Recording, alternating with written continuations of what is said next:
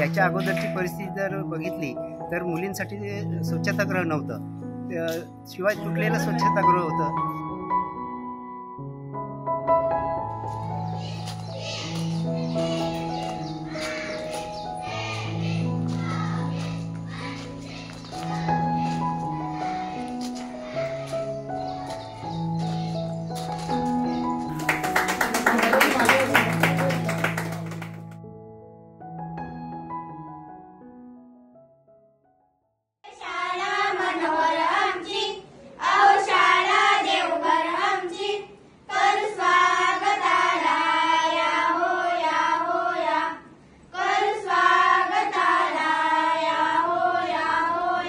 आणि ते ही कमतरता तुम्ही आपल्या रोटरी क्लब मार्फत तुम्ही सर्व भरून काढलेली आहे.